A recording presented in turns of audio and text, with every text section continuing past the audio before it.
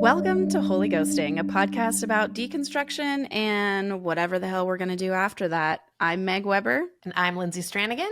I'm Sarai Johnson. And today we are going to say goodbye to 2023. For me, it was the year of me, the year of who I am, the year of discovering new things about me. And I hope it was also a year for you to figure out more of who you are. Today, it's just going to be the three of us. We're going to do a little reflecting and we're going to do a lot of forward thinking because there are good things in store. There are good things in store for all of us collectively, for us individually. And I want to celebrate the wins. I want to celebrate the yays. And I want to celebrate all of my ta-das, which are what I call my to-do list. They're my ta-da list. So first thing I want to start with is an introduction to who we are or who we were or who we are now. And I'm going to start with Lindsay. We love Lindsay. We all love and know Lindsay as a PK, head of the vestry at a very liberal Episcopal church with a big old rainbow flag on the front. If you know her, you love her. You self-identified as a Christian at the beginning of this whole thing. You self-identified in a lot of ways that have evolved. I want to know, what's it for you? What's different? Who are you? Reintroduce yourself if you want. Tell us what's new. I mean, I am still Lindsay.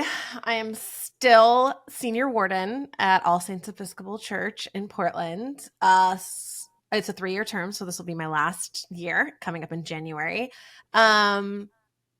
I have learned a lot about myself this year, namely doing this podcast. I think has opened up a lot of conversations, grief, realizations of like these aha moments of like, oh gosh, like that was a really culty thing in my childhood, things that you maybe like thought were funny before and aren't so funny now. I do still identify as a Christian, though I think a lot of, the more conservative, the Bible thumping camp might not consider me that. I like to say I'm Christian-ish. I'm very spiritual. I don't know where my Bible is currently in my home. So I do love prayers still. And you do still have a degree in Bible. I so do. You can never carry it with you, right? You can never take that away from me. I think that I wasn't allowing myself to pull some of those threads for a long time because I was scared about what that would mean or that maybe my faith would crumble. When you ask the questions about like, oh, hey, like the story about like Abraham, like when God told him to like kill his son to show his devotion, like that's fucked up, like I didn't allow myself to ask those questions or also investigate like, wait, was that story real or was it just like a thing to get us like think, yeah, I have so many questions. And I think that for the first time ever, I'm like excited to have questions. And I also have spiritual people in my life. Like my priest is my friend and I have someone that I can like talk to openly and honestly about things. And like, there's no shame in that. And there's no shame in having those questions. And like, we don't have to believe the same thing. So yeah, I didn't make any big sweeping changes this year. I think my changes were small. And we can get into more of those, but I feel like I'm in a good place. And I was worried about working with a church in a volunteer role like this is, that it would burn me out and that it would turn me sour and then I would walk away. And it's actually been quite the opposite to see a group of people come together to like meet needs in our community. And like I'm spearheading a pretty big project. Like we're doing some big renovations where I am leading a GoFundMe right now for our like food pantry. We are building a new structure and we are trying to raise $100,000, which is like a big fucking sum of money. And it feels, I feel very out of my league in some ways, but at the same time, like watching people like come together to make this happen. And I've been meeting with architects and going over proposals. It's like, again, all stuff that feels very out of my comfort zone, but like because it's like a supportive group of people who like have the same ideals and values and it feels good. I think that sounds like a lot of change. Sure.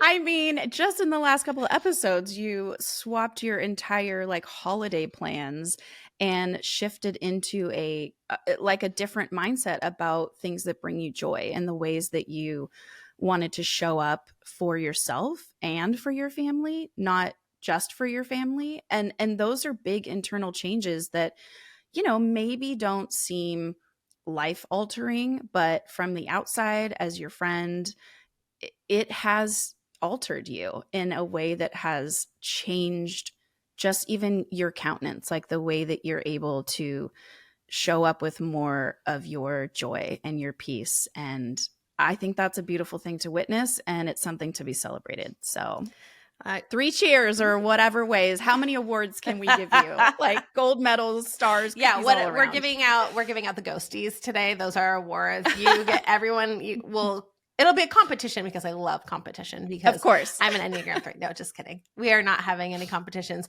I will say too, to all the like eldest daughters out there, like what an exercise in like realizing that I don't have to be there for everybody all the time, and that like I don't have to carry everything on my shoulders, and that the world isn't going to fall apart if I take care of myself. I think that is, I mean, an eldest daughter thing. When you were raised religious, when you're conditioned as a female, as being told you're the helper, right? Like our whole lives we're told this, and so it's been hard because I do like helping people, and I like fearing that what if I set some boundaries, like what is that going to look like? And turns out it's been good. And I've been forced into some of those. Like my family is pretty fractured at the moment and we've had to make some changes around the holidays. But again, I'm like looking forward to doing things in a new and sustainable way. And like, we don't have to do things the way we've always done them. Like if it's not working and it's not serving you, don't fucking do it. So it's okay. Yeah. And Lindsay is learning the no's and the boundaries, and you sharing the struggle of that and the ways that you have found new pathways and new relationships with every individual person in your family has been not just inspiring for me, but like educating, like giving me information, because you're talking about this struggle, like you're talking about the challenges of it. And I'm really grateful for that. And I know a lot of people have gotten a lot of healing and help from just us being honest and talking about the shit that we have been enduring. I feel like one of the most important things about this podcast anyway, and what we set out to do with it, was there's a natural element where we're going to be talking about the things that we're wrestling with in real time. And I think especially around this holiday piece, around your family and around all of those roles that you had taken on as the eldest, sibling, daughter in particular, like being the nurturing one, loving to entertain, having the spiritual gift of hospitality, obviously. Samesies, twinning. It is hard. It's hard to let go of those things because those roles feel really important and they help us to define ourselves. And in a way, letting go of those and saying, hey, it's actually valuable for me to take up space and for me to know where I end and everyone else begins is like the most amazing thing. And so it's a very vulnerable thing to be able to step out and talk about this stuff as it's happening and make shifts in front of everyone, like you've been doing. And I appreciate that a lot. I talk to people all the time who are relating to something any of the three of us are going through. And I'm really grateful that we can share this shit and people can hear it and know, oh, I'm not alone. And other people have tried different things. So maybe I could try something different too. It's allowed. And the thing that once kept us in captivity is now the same thing that can give us liberation, is really allowing ourselves to feel into who we are and what we need. And also not even so that you can care for others. I think the goal of caring for ourselves, we still want to couch it in like, well, I can't pour from an empty cup. Like, true. That is true. So yes, take care. And also, what if your cup is just going to be empty for a little while? Like sometimes it is, and it's okay for us to take whatever time we need to refill that cup and to replenish ourselves and to give ourselves the stores of energy we need to keep fighting whatever battles we're fighting, or climbing whatever mountains we're climbing, or walking through whatever normal fucking street you're walking on. Like it is, life is just really a lot, a lot of the time. And I think that reinvestigating what it actually is that fills our cup, because I think, again, we tell ourselves we do things the way that we do them, we spend time with family or whatever because we are convinced that, like, I think about it all the time. I'm like, well, yeah, I love hosting, I love cooking, of course I want to have everybody over to my home for the holidays, and like I do, but also there's the like, oh, I have one dog that's a bolter, so I'm like terrified all day that my dog's going to run away and get hit by a car, and then there's all the dishes that I have to do afterwards, and so like I've been actually being really honest with myself. I'm like, do I actually like doing this, or do I just, am I expected to like to do this, or is it just a thing that I've said that I like to do, or Wow. do I like it on my terms, on a different, like it's always kind of been on everybody else's terms. So I think, yeah, it is. And learning about more about codependency and like being needed by my family and how good that feels, but then also realizing that, like, does it actually feel good? Like, again, I am not a therapist. Can you tell I've been talking about this a lot in therapy? I know, maybe the question should have been, and what have been the top 3 things you've discussed in therapy this year? Because No, it's thanks. like, oh my gosh, Not a for me, lot. thanks. well, luckily we have a fucking witch in our midst. So, Sarai, That's me. what I is will up? I will never forgive you for bringing a witch into our midst. May a curse be upon you, for you brought a witch into our midst. Isn't it ironic how much curse that has brought? Oh gosh. Okay. I don't know. Like, a few things have changed for me this year. Okay. Oh, I think this is actually this is hard for me to formulate into words. In some ways, because I'm still processing a lot of the changes that have happened over the last year. There's been a lot of shedding, and a lot of grief, and a lot of learning, a lot of trusting myself, a lot of trusting the universe, the magic that is the network of people I have as a support system. But this year has really shaken off almost every leaf. I mean, look at this poor sad begonia behind me. Look at that. This should have leaves everywhere all over the whole thing and be lush and gorgeous, but it is, oh, my sad plants are like a microcosm of how I am. But I'm okay because I'm still alive, and these begonias are very resilient, so I'm gonna put it in some light and give it some water, and it's gonna be fucking great. Just like me. Yeah, I mean, the year started with a bang in so many interesting ways. I ended a partnership that I'd been in, my romantic life partnership with somebody that we had been in for over 7 years. And really the rest of the year has just been a lot of literal packing up and moving things out. Also, you can see all these records behind me. I still have a bunch of remnants of things in the house that were my former partners. My living situation is very shaky. We weren't married, and why would he buy the cow if he could get the milk for free? Obviously, I shouldn't laugh at that, but it's like the worst thing they told us. Like, I know, it's so fuck gross. off, but geez, Also, I I'm mean, not a cow. Just like, come on, stop.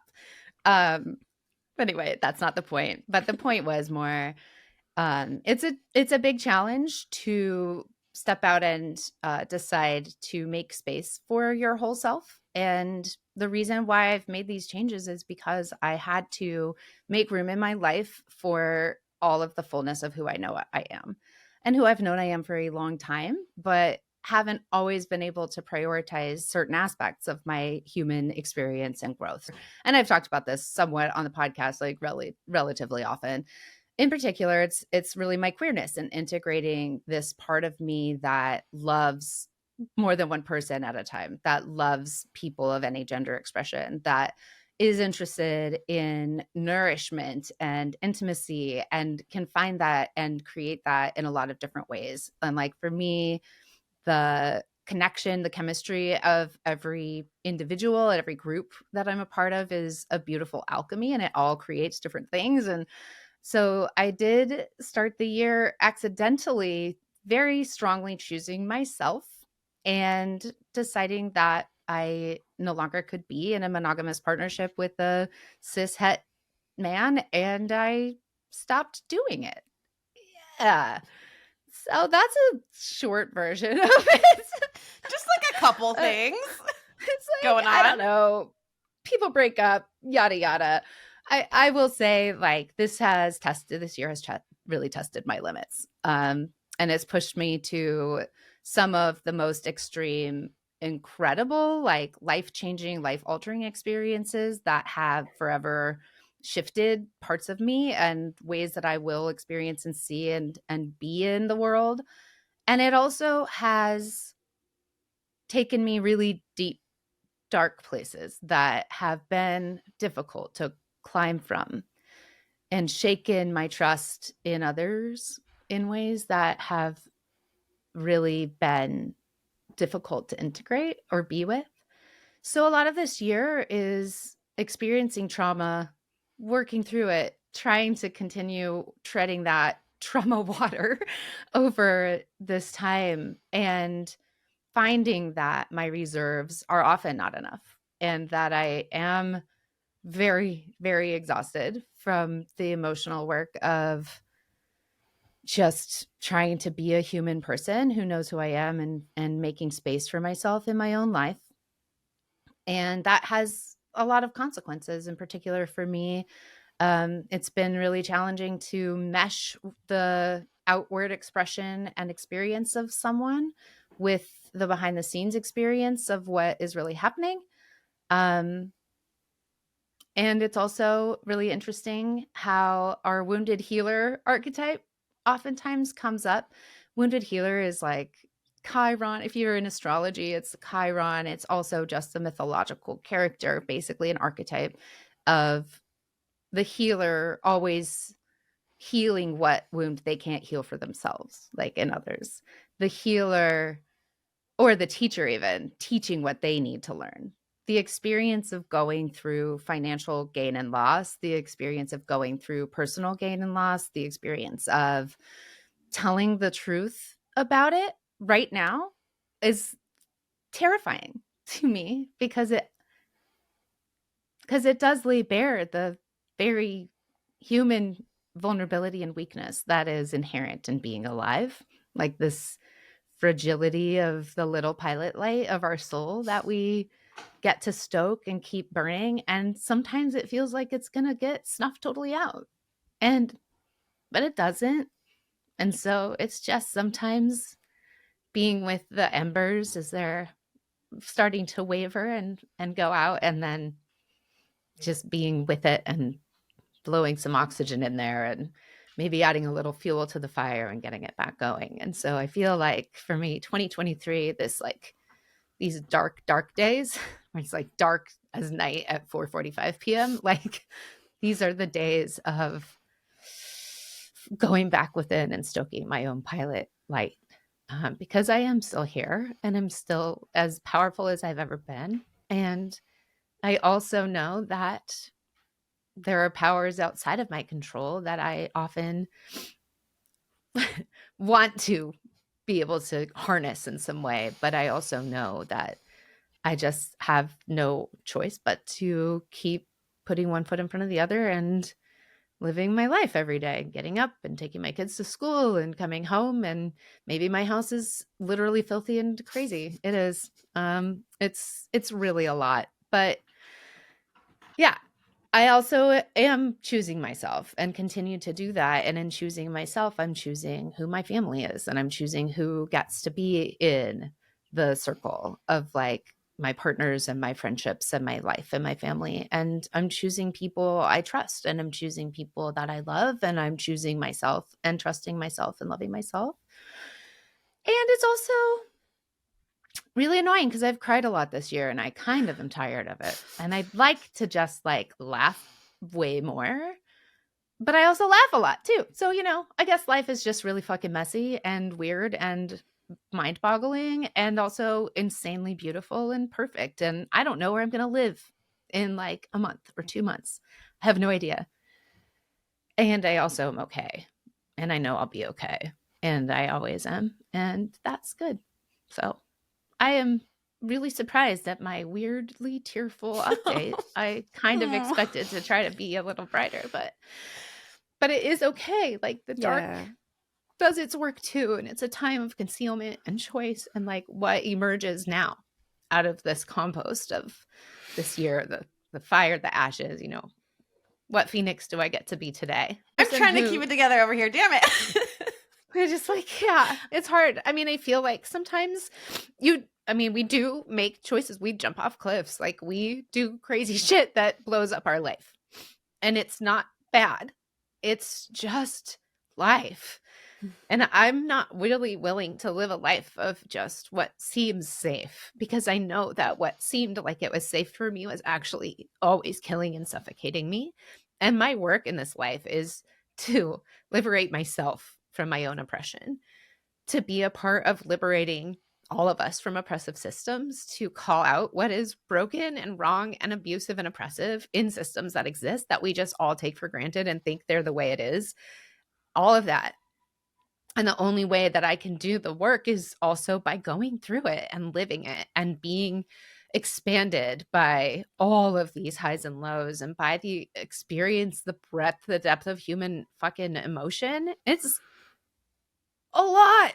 And it feels like too much for my body sometimes. And sometimes it is. And that's just true. So yeah, I think this year I've survived on a lot of salt baths, probably sourdough bread and sex. And those are the things that help me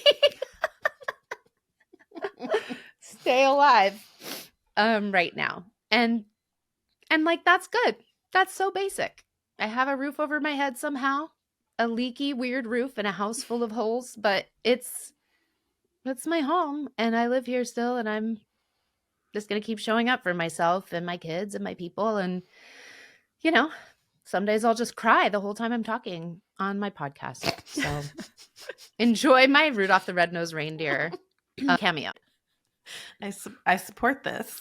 What is it that we were saying? I don't think we said on the podcast the less of them, more of me. That's going to be our new mantra, our merch, right? It was always less of them. It's the opposite, guys, of what the evangelicals told you. Spoiler alert. Remember when it was always That's like less of me, more of him? And now we're like, that's some bullshit. Yeah. I need to know me. I need to know me to love me. And that was not allowed, knowing yourself. I mean, Meg, I feel like you've been singing your own praises lately. And I mean that literally in worship music, where you want to know you more. That's true. I want to hear about that. Hold on, though.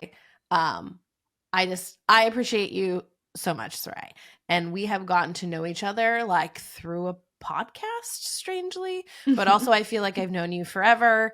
And yeah, I appreciate you so much, the way that you look at the world. I've never thought about my soul as a little pilot light, and like the way that you put things together is with so much compassion and thoughtfulness. And I know that like this year has been really, really hard for you. And let me tell you, like the three of us trying to get our schedules together and like put a podcast out, sometimes it feels fucking impossible, but we also believe in this so much, and it doesn't matter what's been going on behind the scenes. Like we want to have these conversations, and we feel like we are building a community, and it feels really important. And every like little bit of feedback that we get from our listeners is just like mind-boggling. Like we are so appreciative that you all listen.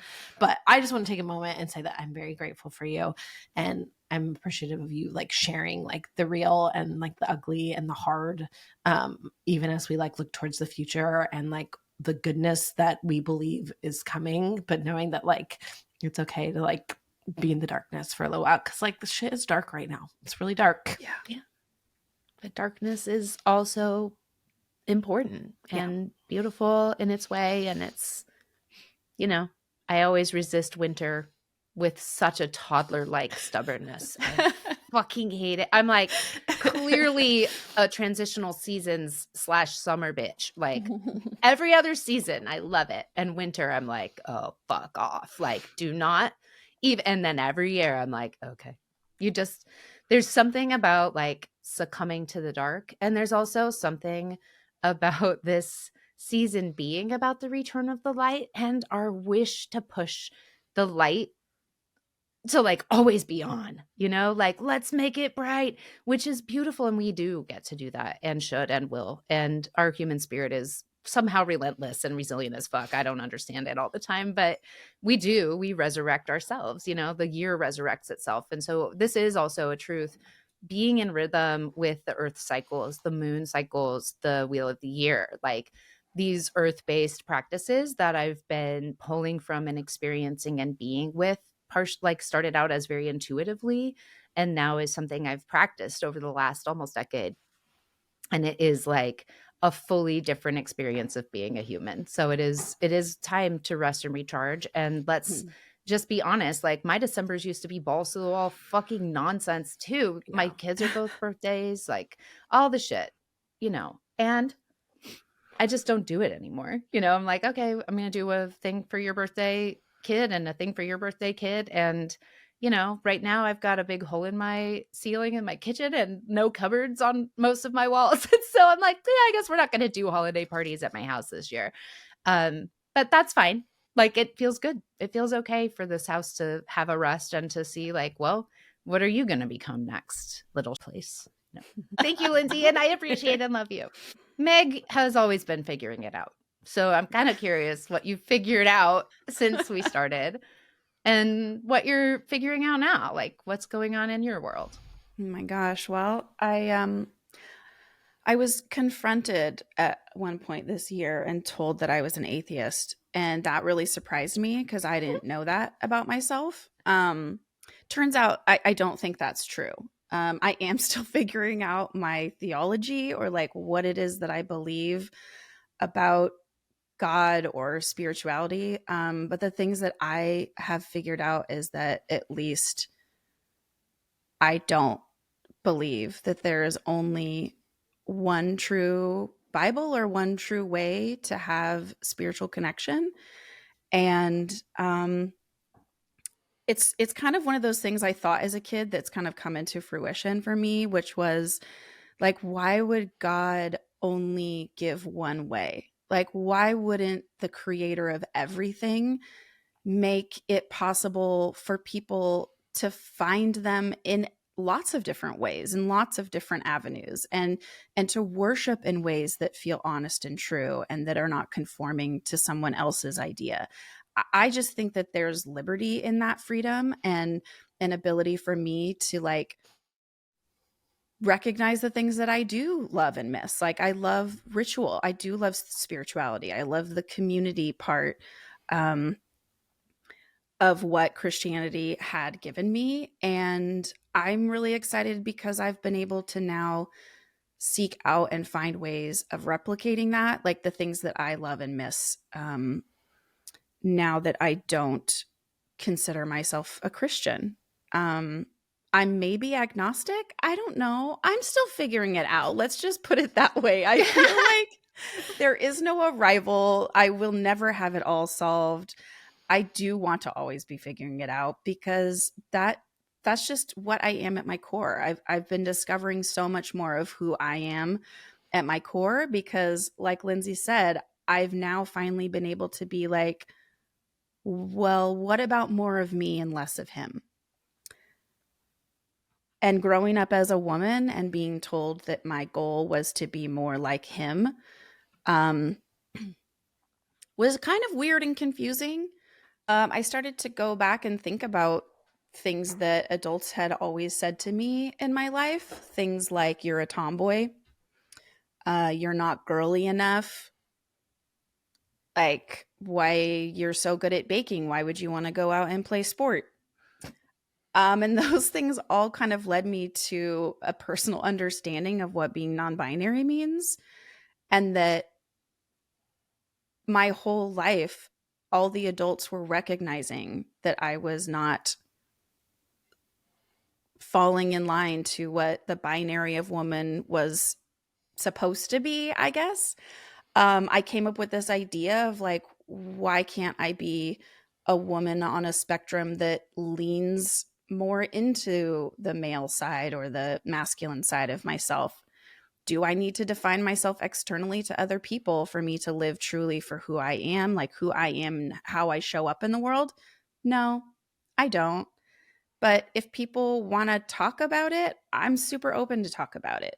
I have been an advocate for kids in my life for their autonomy, and they really helped me to kind of get to a place where I realized I didn't know myself.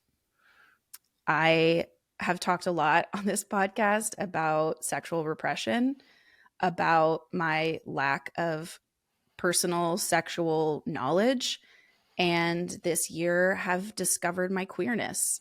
And I've been able to do it in a really loving and supportive environment where my husband, who, yes, is still my husband, and yes, is still my life partner, and yes, is a person I love, even though he is a man. And that is not what being queer always is. I don't know. It's like, yes, and is a little bit of what I've realized is that yes, and to gender, yes, and to sexuality, yes, and to who I can love or how I can love and what that looks like. And I don't have it all figured out, spoiler. And it is something very new to be 43, almost 44 years old, and for the first time understanding my sexuality. Like, I get sad about it when I think about what that meant for the 40 plus other years that I lived not knowing these things. And I've really briefly mentioned, we shared really briefly about a seizure that I had while we were all together having a Holy Ghosting weekend. My emotional support animal just came to join me, just like Maybe did. Lindsay's doggy came and took care of me after. But that seizure really gave me a surprising opportunity, I guess, to be reborn into who I am and who I want to be before I was conditioned, before I was filled with propaganda and told that I wasn't right the way that I was. And it turns out I really like myself, and I really like who I am, and I really like knowing myself in a way that has nothing to do with what other people want me to be. So it's taken some surprising turns for me. It's been like a wild fucking year. Yeah. Buck wild, as Lindsay would say. I do love the word buck wild. Wild. It's my favorite. I love when you say it. I'm always like, yeah, that's right. It does feel like we've been riding a bucking bronco for a while. There is something about having that chosen family, that chosen community of people that I really needed this year and clung to. These relationships have meant more to me now because I experienced the possibility of not being here anymore. And it really just made me dig into the people that matter in my life, and it made me realize that the rules that I was living by and the people that I was trying to be good for didn't really care about me. They didn't really love me. Like they don't want to know me. And so the people that do want to know me, I guess here I am. You also scared the shit out of us. I would like to just say that. Holy most, watching someone that you love go through a seizure is going through it harder. Being there, like, for your friend, and that is also difficult. And clearly, we have, like, behind the scenes, we have, like, been going through some stuff, and I'm glad we're able to, like, talk about some of this stuff. Not that we've been hiding it, but it just feels like, again, we have a lot of other stuff to talk about, and this isn't a podcast about just talking about, like, our personal lives necessarily, but we want to, like, let you know. Although, like, we're so interesting, so clearly you want to know about every platform I have. I'm like, well, anyway, here's everything about me and everything I've ever thought, and let's talk about death, sex, probably government, politics. Let's do that. And everyone's like, you are not invited to any more dinner parties at my house unless they're my people, in which case they're like, you have to come to every dinner party. This is fucking hilarious. You know what I mean? Yeah. It just, you find your people. You find your people. And you will lose people. I think this is a really, really valuable thing too, is just knowing, look, I broke up with somebody who has his own version of his experience of me, how he interprets it, how he tells that story. Like, none of that is my business, really. I mean, it becomes my business when it actually starts affecting me, in which case, let's get going. But honestly, like, losing people who believe narratives that other people are making up about me, or who don't want to know me because I seem somehow foreign or scary to them, those people never knew me because I'm not different. I'm literally the same fucking person I was when I was born. I've just learned things about myself and learned how to integrate parts of myself that I used to hate and that I was fucking told to hate, that we were born into, literally hating our own bodies and our own being for Right. existing as humans in the first place, as female humans with a fucking vagina and some fucking boobs. Like, Right. really? Really. It's a lot of undoing. Well- And we could stay in that stupor our whole fucking lives. Like, people have for generations and generations. And when we are able to stand on the shoulders of all of our ancestors who came before us, and all the pain and all the things they went through, all the oppression they experienced and imposed. I mean, the truth is, like, we also have opportunity to heal ourselves in these moments and through these things. And that also gives opportunity for healing and clearing throughout our previous lines and through forevermore. I mean, epigenetics is real. I think this is like where I gotta just come down and be like, look, I talk about magic all the time and I'm a witch because I believe that things feel magical. And like, it's not that I think they're totally magic, but I also think that we have a lot more power than we fucking believe we do. Yeah. And when we can access it and we can put it to good use, and especially when we can do that in partnership and in community, we're able to make things happen that never seemed possible. So, Lindsay, $100,000 is like easy as fuck to raise. Like, you will get that. Yes, And you will it's not build going to be it, it hard. will It's come. not. And I think it's like one of the things that's beautiful is I know that because I've been able to do that kind of stuff time and time again, like building things, creating community centers for gathering. Like, this is shit that we know how to do, and we do it. Yeah. And also, I think, Meg, you keep touching on this piece of community, and I keep on reflecting. It's been almost 8 years. No, it's been over 8 years now since I rebaptized myself into my own divinity. It happened at that moment, and it's been happening ever since, over and over and over again. And it happens all the time because my experience of the divine and of power isn't that I'm like just pure willpowering my way through. Like, that's what I did for 35 years. And then I stopped doing that. And my life has shifted and changed. But as a person, I've unwound in ways that I am so grateful to have unwound. Like, I honestly had a very similar experience when I was getting divorced in a really eerily similar pattern. And part of this year has been like, okay, what choices do I get to make now? Like, how do I make new mistakes? And a big wound has been, I hate asking for help. I never want to ask for help. I don't ask for help unless I'm going to die and have to get someone to take me to the hospital or something. But it has been a year where I'm literally like, hey, to my sister, can I like have some money? I need help. I've never wanted to ask, especially my fucking parents, for help financially. The last time I did was when I was getting divorced and I was draining my retirement accounts because I was just shaking the dust off my feet and getting out of there for dear life, frankly. And I needed money to pay for a deposit and rent on another place because I had to move several times that year. And I asked my dad for the money to help me for like a couple days so I could get that retirement fund released and in my bank account. And he, would always turn it into a life lesson, right? Like, that's what dads do. It's just very dad energy. Like, well, that's why you always leave a note or whatever it was, Yeah. well, this is just a one-time thing and we blah, blah, blah. And I'm like, bitch, I'm 35. Like that. Well, I was 35 then. I'm obviously not now. I was 35 and I was like, I'm an adult. I've been an adult long enough. Like, I moved out of here when I was 17. Don't fucking act like I don't know how things work. And left. And I was being nice, or because I only am mean later when I tell stories. Anyway. But then this year I was like, I really hate to do this, but I really needed help in multiple times, and I've asked my dad, and I'm like, I'm really embarrassed and ashamed and humiliated, and I don't want to ask you for help, but I need help like really bad.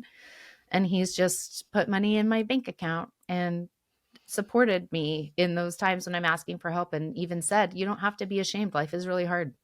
Well, it's hard sometimes. And like, that's healing. That's insane. Like, I can't express like how deeply that touches me and like what it means to me to have that kind of a support from my family. And my mom, like, they've been here at my house fixing shit when it's falling apart. Like, it is falling apart. And, you know, I talk about my mom all the time on this podcast. We're not emotionally close. Like, I literally think she's afraid of me. But she also took multiple days of her time to come to my house and help me do basic things like clean up the wet drywall off the floor when we took the ceiling wetness out. Like, all of this extra stuff that has been so important. And I didn't have it for a long time. And I, you know, again, it's humiliating, but it's not in a bad way. Like, humility is beautiful. And like, it's not even humble. It's different to me than somehow humbling feels like just desserts or something. But like, humility is a beautiful thing. It doesn't have to mean shame.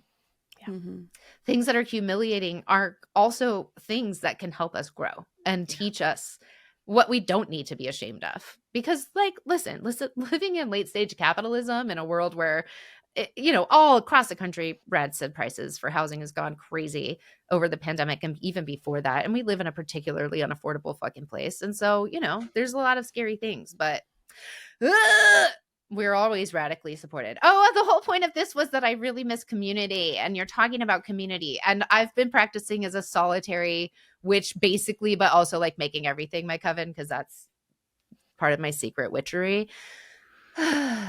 But, you know, I miss singing with people. I miss that experience of transcendence of the mundane that happens when people are together. And I don't know what that magic is. Maybe it's God. Maybe it's spirit, whatever the fuck. It doesn't actually matter because it does resonate. Our bodies resonate to different vibrations. And that's just true. And I don't want to be a bitch who's all out here talking about vibes all the time. But like, frankly, it is like, that is real. So I don't know. I'd like to recreate spaces in community where we can sing songs together and like grieve together and celebrate together and support each other and love each other in a real unconditional way where it's like, I accept you. How would I have met you anywhere else but in this one weird place? And I think that's a wonderful thing. And we need that together. And we don't have enough spaces for that to happen that aren't tied to oppressive, high control religion or otherwise, you know, affiliations that are exclusionary to others. I'm interested in creating inclusive places that make a lot of room for people who are different. Yeah.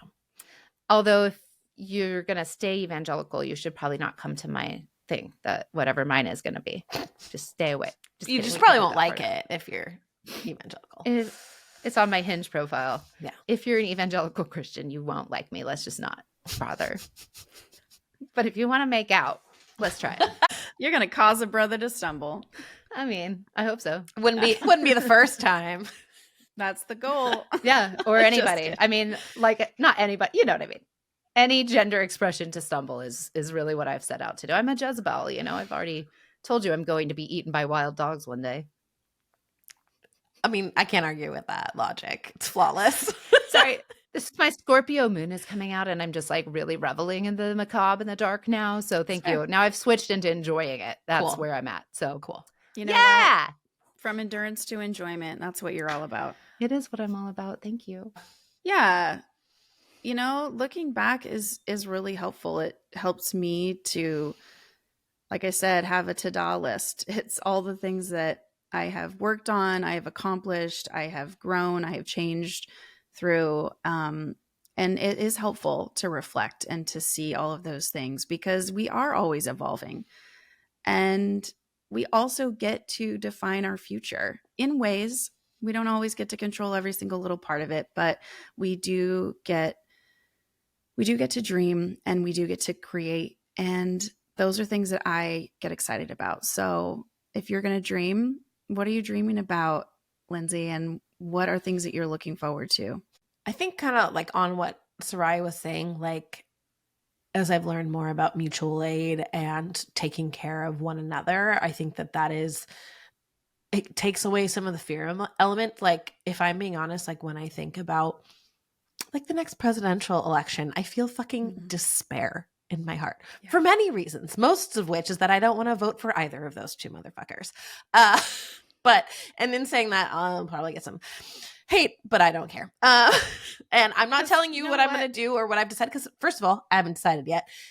Second of all, is whatever, you can say what you want, but like it's my vote, and I'm thinking about it, and I am not happy with our current political system at all. It is not serving us. Like, we are not represented by our elected representatives. That said, I also know that, like, even while things were really dark under Trump, right? And things feel really dark under Joe Biden as well. Maybe differently for some people, but I'm telling you right now, Black and brown folks, like, had it bad under Trump. They're not having it good right now either.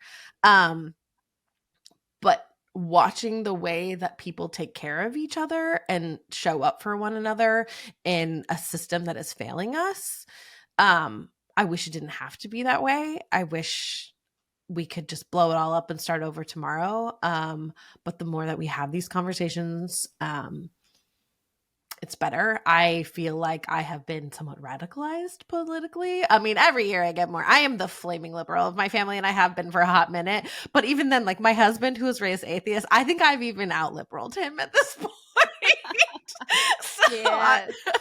I am just like, I'm like, is anarchy it for us? Is that where we're going to again? Lindsay, did you know that? So I worked for my city and county when we first met, and Lindsay knows this, but I started that job, and about a week in, I literally left the office and was like, I'm an anarchist socialist now. I started working for local government and immediately was like, all of this is not working. Shit. Right. And people can do it better, but it's also, where are the resources and how do we get those out? So, like, these are the places where I'm interested in. There are systems that are oppressive. Politics / our government, yes, for sure. Obviously. Yeah. There's the church. Yes, obviously. There's so many more. There's little ones in ourselves. There's big ones everywhere. Like, we are here to start undoing those tangles. And like, we get to do that now because other people have done the life or death fucking work for it their whole lives and are still doing that now, especially Black and brown people, and especially trans people, and especially people who are easily targeted by people who hate anything different and think that other people existing is taking away from their existence. Like, that is a lie. And we no longer need to tolerate that. And we no longer need to make that an accommodation for white men to go shoot everyone or whatever the fuck it is that's happening. Like, this is not the world I choose to live in. How do we now become our full, powerful selves and align with others who care about similar things? Just like you're saying, mutual aid / support / why would I follow laws that are fucking unethical? Like, why would I want to support a world where women are, or pregnant people in general, are being oppressed and like fucking prosecuted for having a miscarriage or something? Like, literally, fuck off. Fuck off my body.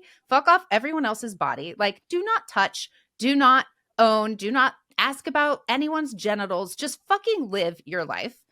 And or we also have to get together and do some shit. So I don't know exactly how that's going to shape up, but I think we all have opportunity to do that. And I think we do have community here with ghosties, with each other, with even beyond that, and all of the networks we have and all the ghosty networks they have. And look, all y'all, like, let's keep working together. Let's create something generative. Like, we spent our lives thinking that our creator thought we were disgusting. It couldn't even look at us because we're so sinful inherently. Like, we're just born as little tiny innocent baby Jesuses into the world. And yet, oh, once you're born, you're bad. If you're a fetus, blameless, but you're born, you're already marked by sin in whatever way, and you're gonna be put into the system. And like, what if we change the shit that's happening? It's not going to happen in our lifetime, but it is going to happen over time. And I do believe that, because I think that the human will is to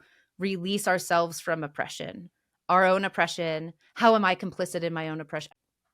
We have evolution to do. We all are here to grow. And let's just try that. How about we try to make new mistakes?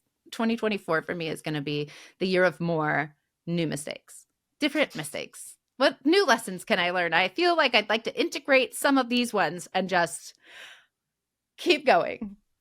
Sounds like an excellent. What was my mantra is like being less available. I think I've told you guys this. I did mushrooms earlier this year and had like a little bit of a moment where I was feeling like it was so nice. I had turned my phone on airplane mode and I thought about like it was. I think the thought came to me. I was like, oh, it's so nice, like not to be needed right now, you know, as a mom, as a someone whose family relies on her a lot, as like the primary income earner for my family, all these things.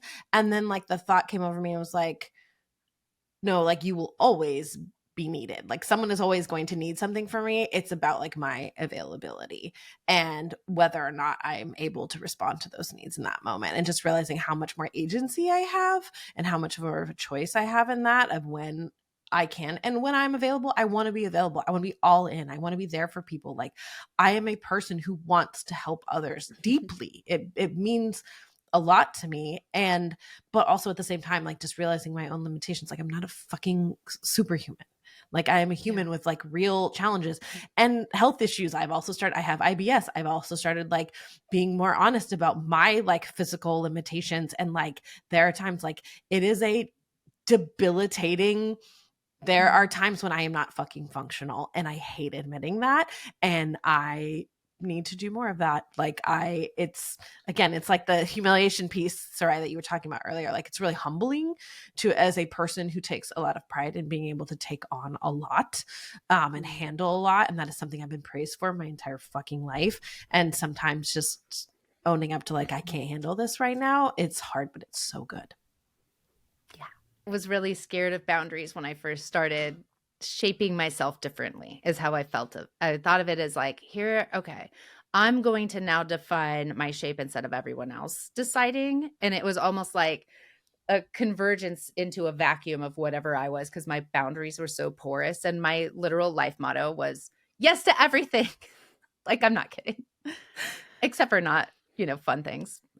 But whatever. Yes to everything at work in particular. And it took writing things on a Post-it note for me to be like, wait, stop, say no, think about it. It was literally like a little process I had to develop for myself when someone was like, here's a project we could do. And I'm like, wait, say no. No, let me think about it.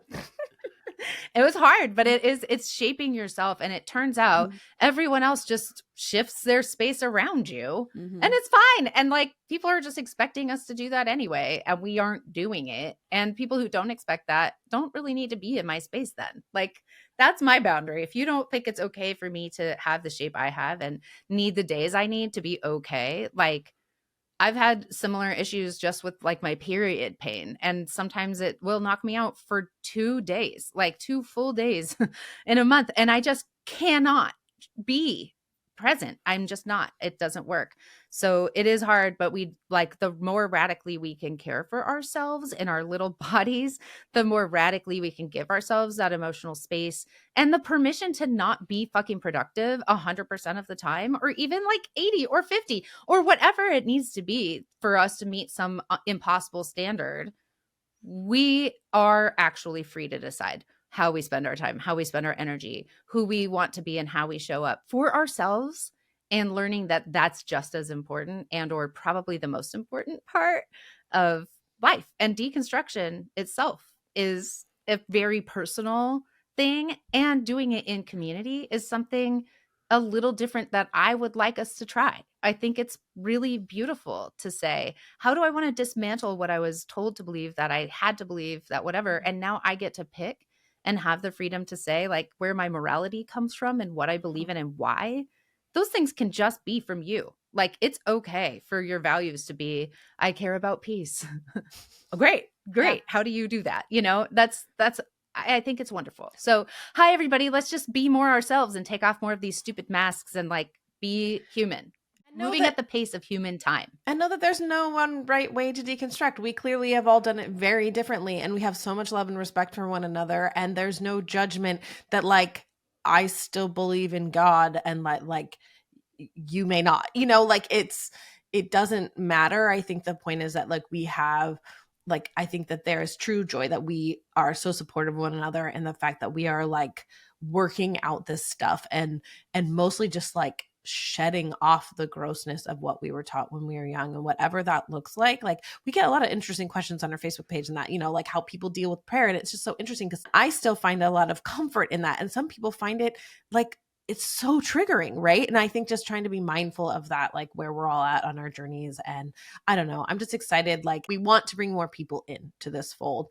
Like non-male voices in the non-cis male voices in these conversations. And I think my favorite freaking thing about the ghosties is that like we just have such a unique diversity of listeners, and we, I don't know, we love all you babies, all you ghosties. Thank you.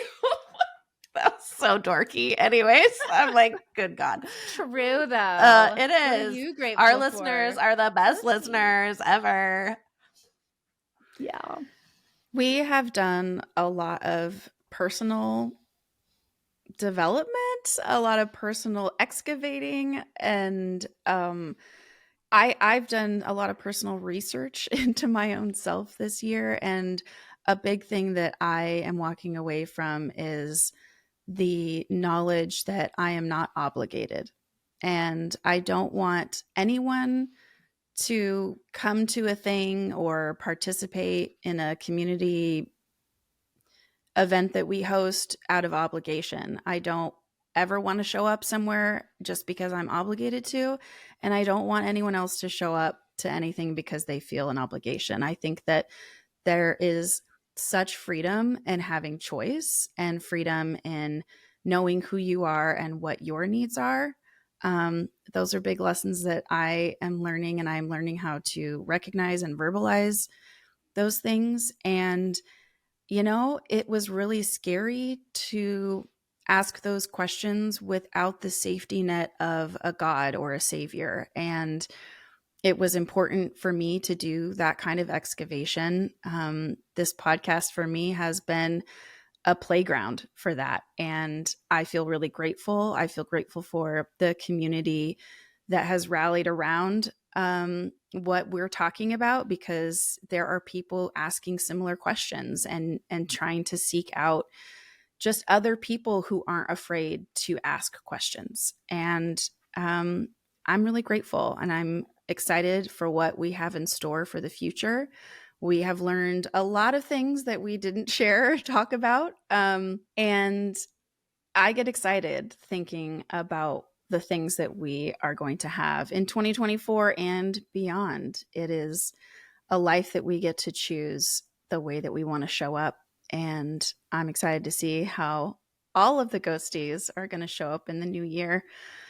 So let us know. If you haven't joined our Facebook group, or you're not on our Patreon page, which you can join without paying for a subscription, we want you to just be a part of where we are and join the conversation and share with us your wins, the things that you have learned about yourself this year, the ways that you have changed your life, your community, the way that you're showing up in the world.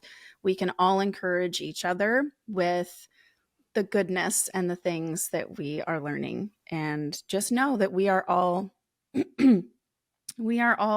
figuring shit out together. And we love you. And it's okay to be messy.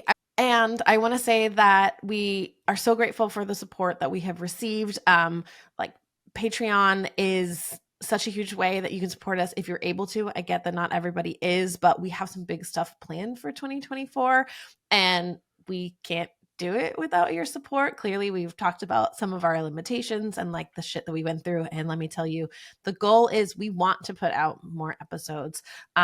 We want to hire an editor so that we can expedite things and give you more holy ghosting. And if you're able to subscribe, that would mean the world to us and allow us to accomplish some of those goals. I will also say we have some like maybe series in the works. We want to take down some culty Christian Northern California commune, if you know what I'm talking about. Also, we want to look into maybe do a little mini series on YWAM, because I want to talk shit about YWAM for the rest of my life. And like have some really important guests on, continue amplifying voices, especially of marginalized folks who were raised in high control religion. And we are bringing Derek Webb and Flemmy Grant to Portland. They're going to be playing at my church on April 19th, I believe. And we will be there, I believe, hosting. We're holy ghosting hosting. Holy so hosting. Come, Yeah. come hang out with us. 2024 is going to be the year of holy ghosting. I'm calling it now. We're fucking going to do some great shit. And thank you for coming along with us. We are all entrepreneurs and we all work with clients, and we have never talked about that on this podcast either. I do think it's useful just to let people know a little bit about what we do. Because if you support our work in business, we also have more flexibility and freedom to spend our time doing this as well. So listen, like Lindsay's an amazing social media manager. Like, look at our shit. Lindsay is blowing it up all the time. Just like amazing. At something I hate too. Like, by the way, social media is like, I hate it. I can't, I don't want to. And you are just the queen, and it's fun and I love it. And thank you. And you can hire Lindsay to work with you. You can. She's it's fucking true. great. I'm a freelance social media strategist and event producer. So, but social media is kind of my bread and butter these days, but a little bit of everything. I work with everything from like the Waterfront Blues Festival. So in music, I am working with Earth Day Oregon this year, which I'm excited about. I do a lot of like restaurants, and I have a big tea client. Yeah, I love what I do. I love it. And Meg is a producer and a media genius, and Same Team Media is doing some cool shit too. So there's ways to work with Meg, and I've reopened my coaching and consulting work that I had been doing and continuing it in slightly different directions. And the part of it that is really like freaking me out is I'm being more honest about what I'm doing. And I can help you with your business. I did a lot of coaching for nonprofit consultants in their business. And I did a lot of other kinds of coaching with folks who were doing things that were big for them, stepping out of something and growing into another level. And that includes people running for office. And like this one person I worked with just crushed her opponent, who was a very well-supported incumbent. And I was at it's called Emerge. So this is like a place you could go to get trained with other progressive femmes to run for office. And I was there when this person said she was going to run for that seat. And the people running the Emerge program were like, you shouldn't waste your time. You're not going to beat this incumbent. But then she did. And then she did some shit in the state House of Representatives. So that's the kind of thing. Like, I think we all have offerings as well. And I think it would be worthwhile for us to say, hey, ghosties, like, we're actually just people too. And we do cool stuff, and we want to work with folks that are ready to do whatever it is that we can help them do. So we are updating our website. You can go check out our new bios, and you can get links to see what each of us are up to in our business life world, because capitalism is the place that we exist. So we are participants, and we do this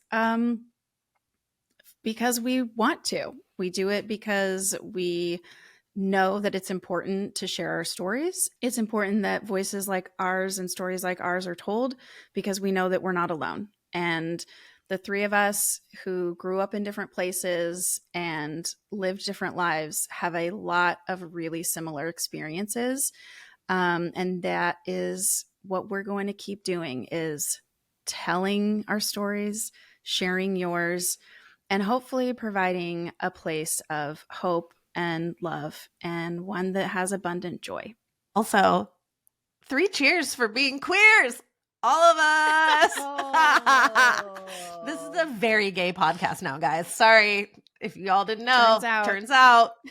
So gay. Oh So no. The gay agenda got us. Don't tell your mom. Or do. Don't tell my mom. Just I kidding. did. I Mom told already my knows. mom. It was great. She loves me. I'm Meg. And I'm Lindsay. I'm Sarai. I'm And a fucking we witch. are Holy Ghosting. Smell you later, 2023. Peace out, bitches.